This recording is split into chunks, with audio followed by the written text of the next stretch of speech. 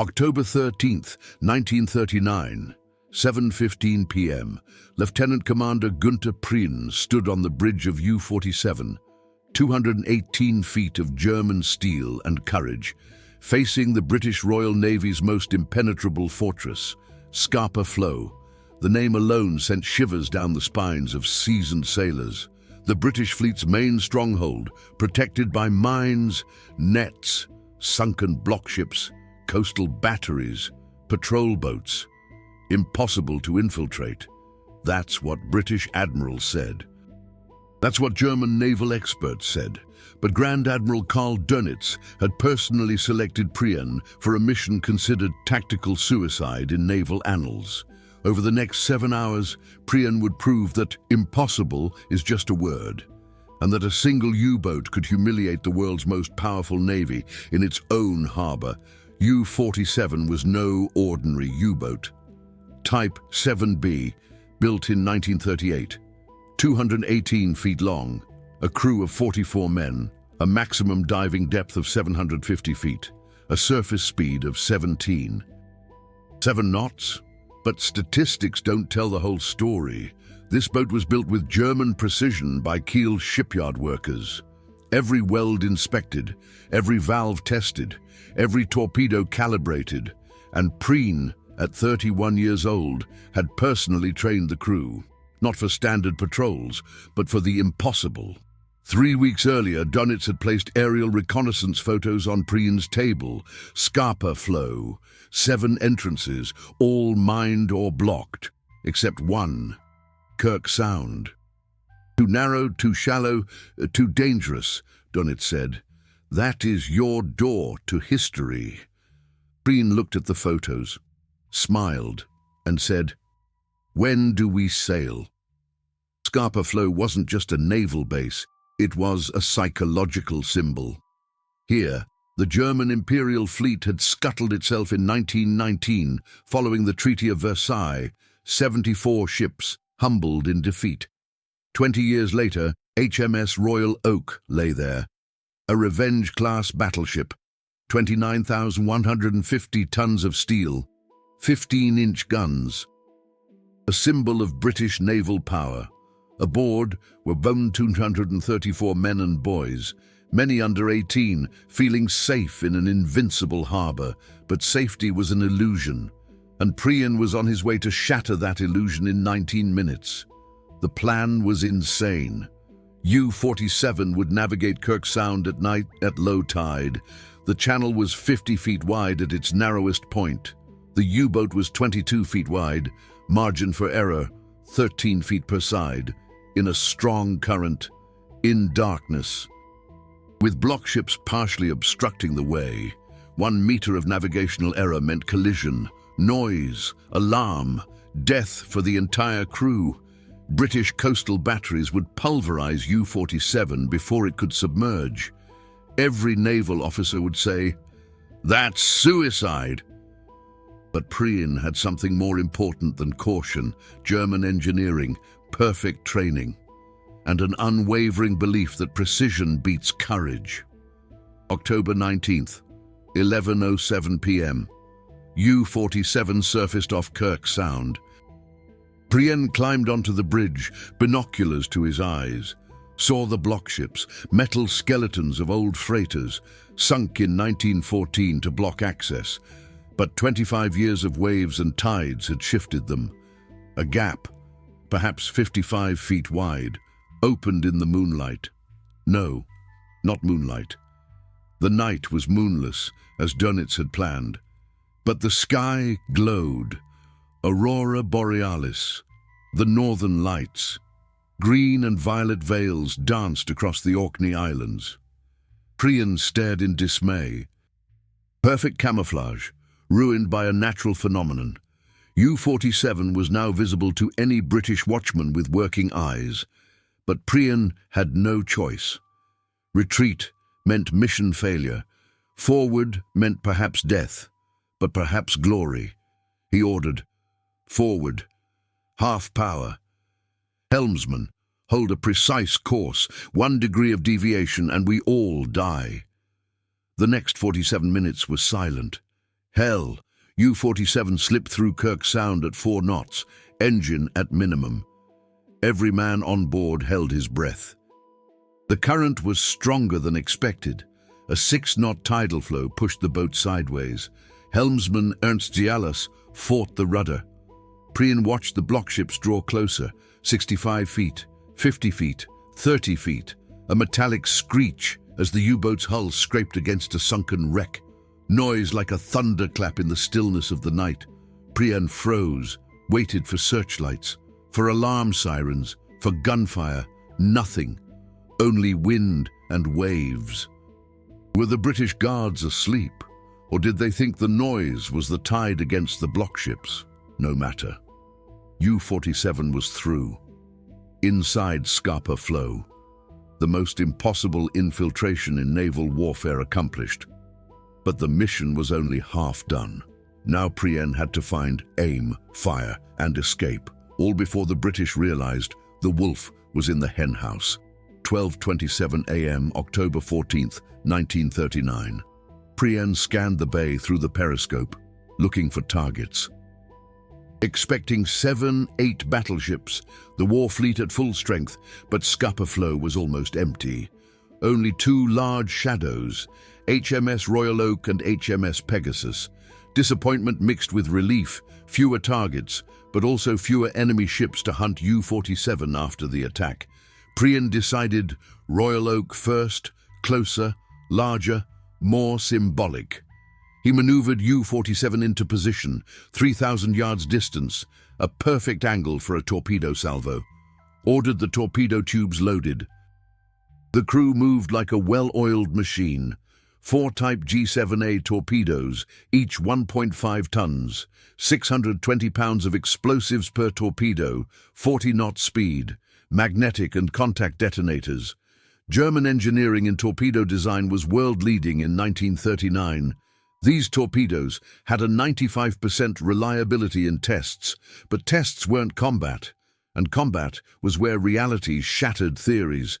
12:58 a.m., Prien gave the order. Fire tubes 1 through 4. 4 torpedoes shot out of U-47. Air bubbles leaving phosphorescent trails in the water. Prien counted the seconds.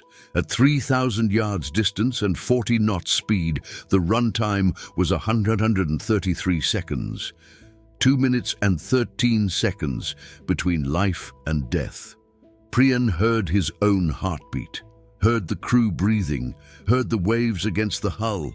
And then, 1:04 a.m., a dull thud, an explosion. One of the torpedoes had hit. HMS Royal Oak shuddered, but sunk. No. Prien watched through the periscope. The ship listed, but remained upright. Lights came on. The crew awoke. Prien realized in horror. They thought it was an internal explosion, not an attack.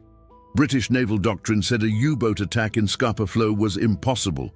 So they interpreted the torpedo as an accident, a boiler exploding, ammunition misfiring, something internal, not external.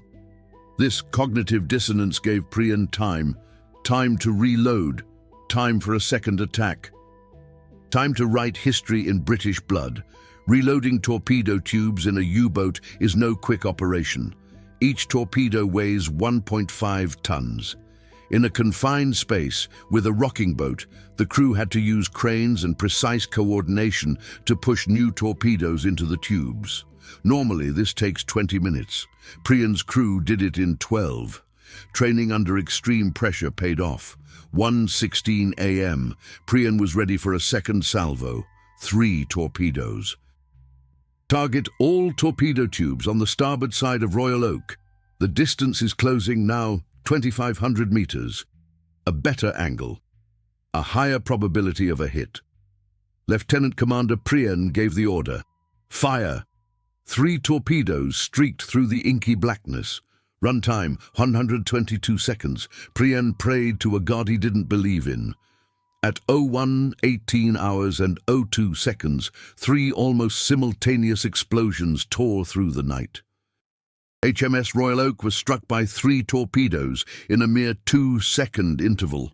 all on the starboard side below the waterline, precisely where the armor was at its weakest. The first explosion pierced the hull. The second explosion hit the ammunition magazine. The third explosion, unnecessary, struck an already doomed ship. But the second explosion was critical. The ammunition magazine, packed with 15-inch shells, exploded in a chain reaction. 29,150 tons of steel were ripped apart from the inside out. Flames shot 100 meters into the sky. The shockwave was felt 5 kilometers away. Prien peered through his periscope and knew Royal Oak was dead. The only question was, how quickly would she sink? Aboard Royal Oak, it was utter chaos. The first explosion had jolted many awake. The second explosion killed hundreds instantly. The third explosion extinguished all the lights. The ship began to list to starboard immediately. Within 3 minutes, the list was at a terrifying 45 degrees. Sailors clung to anything they could find. Many were below deck, trapped in darkness. Water poured in. Air pockets vanished. Those who made it to the deck jumped into the ice-cold water.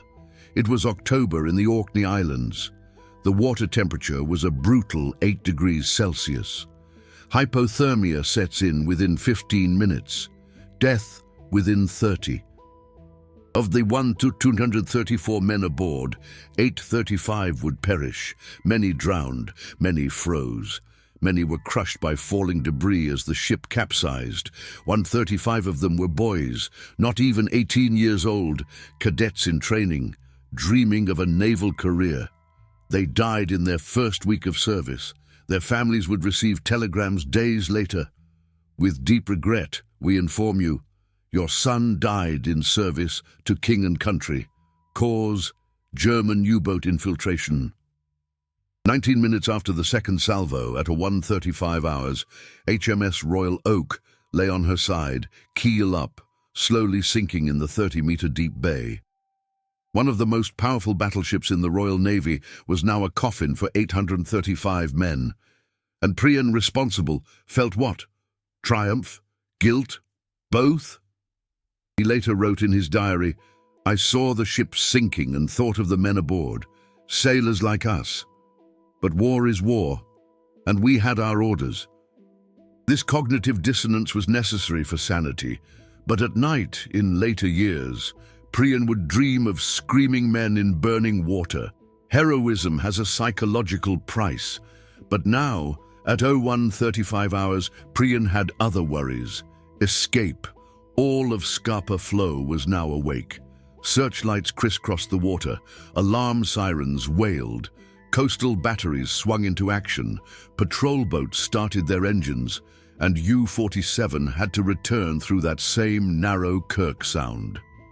Now, with the full attention of the British, Prien ordered, "Full speed ahead, course Kirk Sound, God help us all."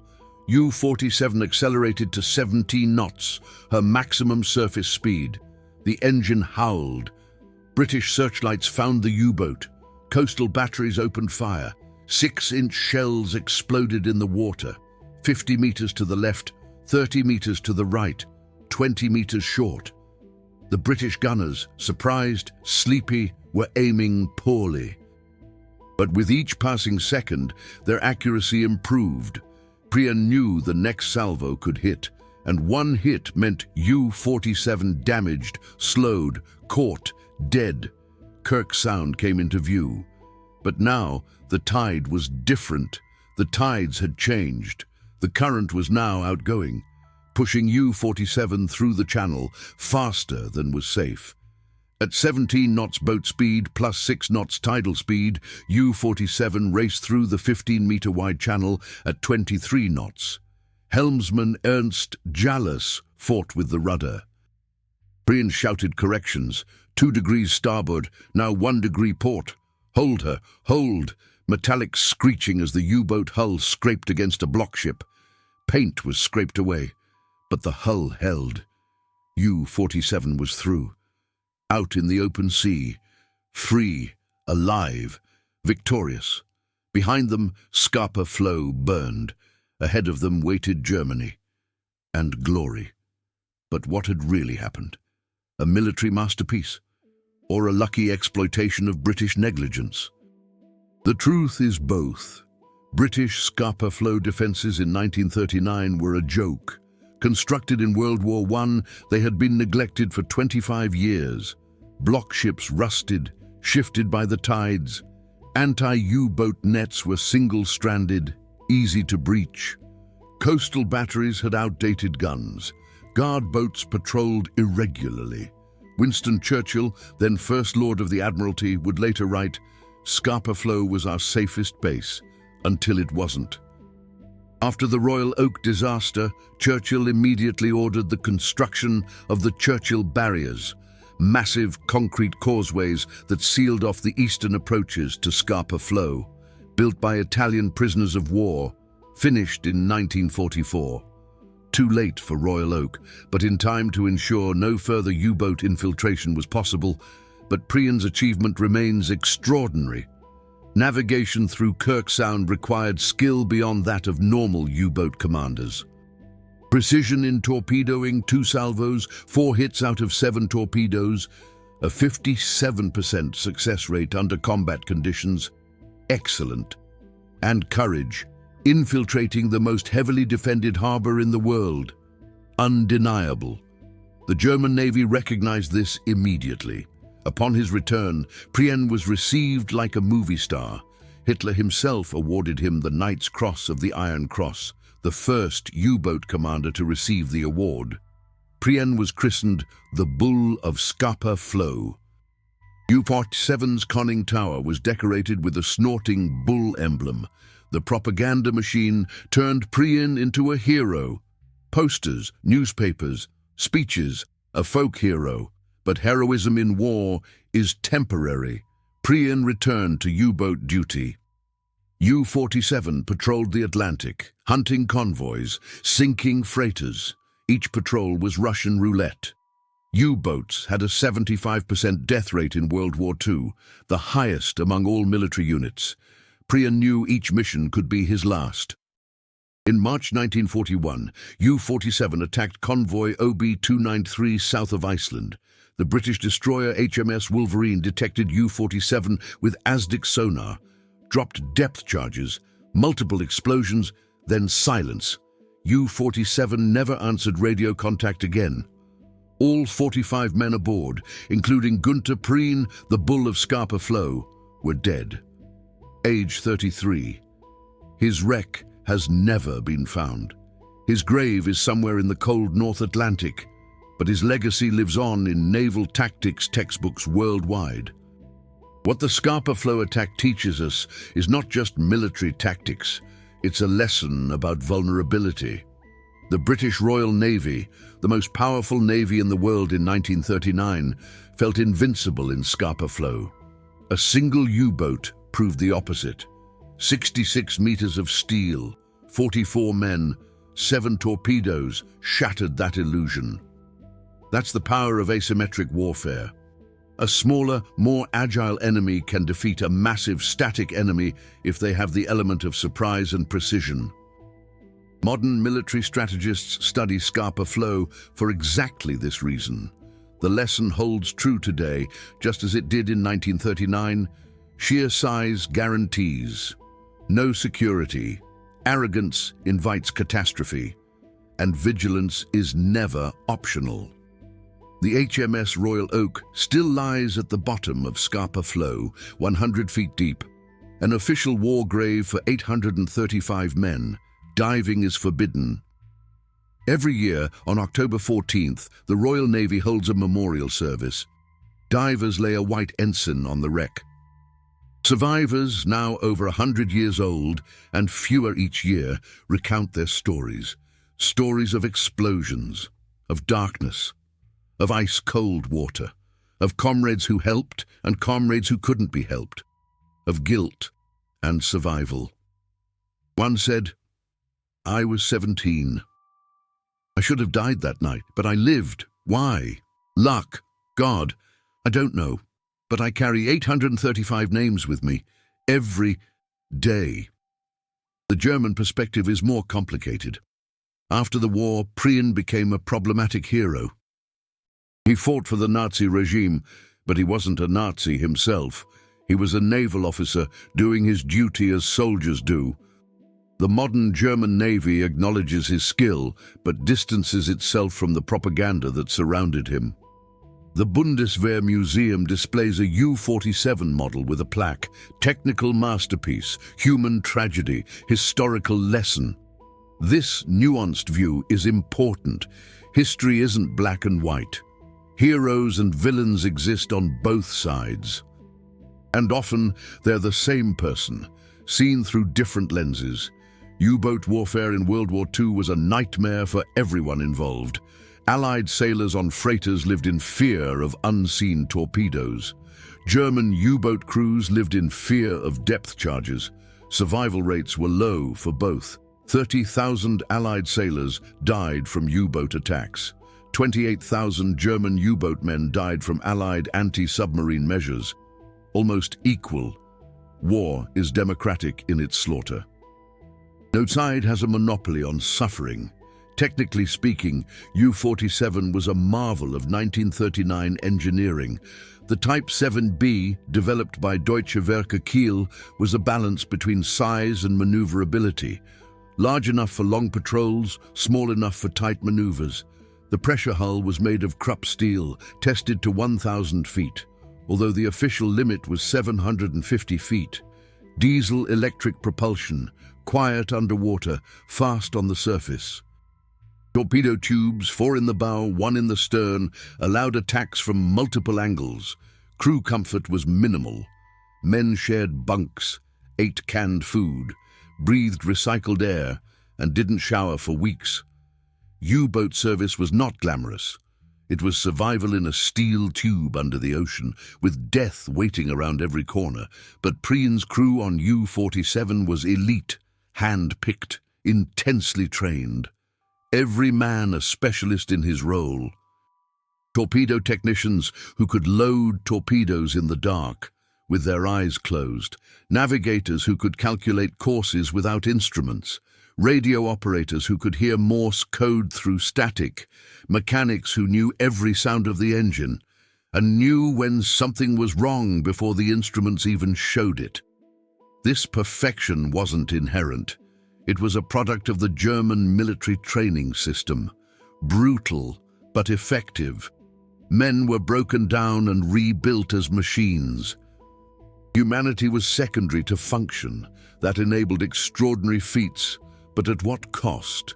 Prien and his crew never really came home from their patrols.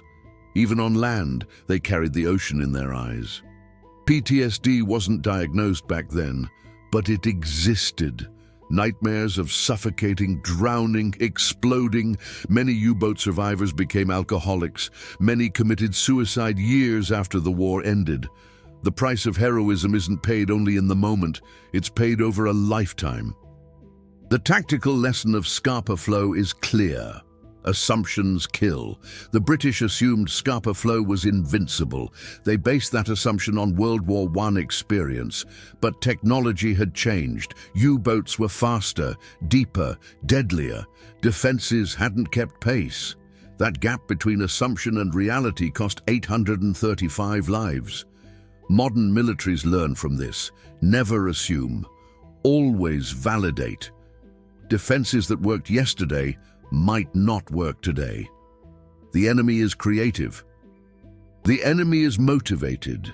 The enemy finds the gaps. The only defense is constant adaptation. The question remains, was Prien's attack legitimate under the laws of war? Yes. The HMS Royal Oak was a military target, in a military base, in a state of war. Attacking without warning is standard U-boat tactic. No war crimes were committed. That distinguishes Scapa Flow from other U-boat attacks later in the war, where unarmed merchant ships were sunk without warning, or survivors were fired upon. Prien fought by the rules. His targets were legitimate. His behavior was professional. Even the British recognized that after the war. The admiral commanding Scapa Flow wrote, "Prien was the enemy, but he was an honorable enemy." He fought clean. Today, over 80 years later, what does Scapa Flow mean? For the British, a reminder of vulnerability. For the Germans, an example of naval excellence under a Nazi regime context. For naval strategists worldwide, a case study in asymmetric warfare. For the families of the 835 dead, an everlasting wound. For historians, a fascinating story of courage, skill, tragedy, and consequence. History isn't one thing. It's many things, seen through many eyes. And every perspective is valid. Günther Prien, the Bull of Scapa Flow, lives on in memory not just as a hero or a soldier, but as a complex human being in an impossible situation. He did what he believed was right under circumstances that no one would choose. He paid the ultimate price, young, in the cold Atlantic. His legacy is instructive, not glorifying. We study Prien not to celebrate war. We study him to understand the human capacity for both courage and tragedy. Both existed in him. Both exist in us all. These aren't just statistics from dusty archives. These are moments that influence the fate of nations and the lives of thousands. Real men, real ships, real consequences. Scapa Flow is a reminder that war is more real than any fiction, and that we must preserve these stories completely and honestly, so that future generations understand the true cost of conflict. If this historical truth is important to you, support me with YouTube's Super Thanks, the golden heart below. Every Super Thanks allows me to spend weeks in naval archives, digitize veteran interviews, and document sunken wrecks. Help me preserve this history for generations to come. What impressed you the most? Prien's navigation through Kirk Sound, the tragedy of the 835 lives lost, the British defense failure, or the fact that U-boat crews on both sides had equally high death rates? Share your thoughts down below. Many viewers have shared family stories of grandfathers serving in U-boats or on warships. Every comment is a piece of living history. The generation that fought is fading away, but their stories must live on through US.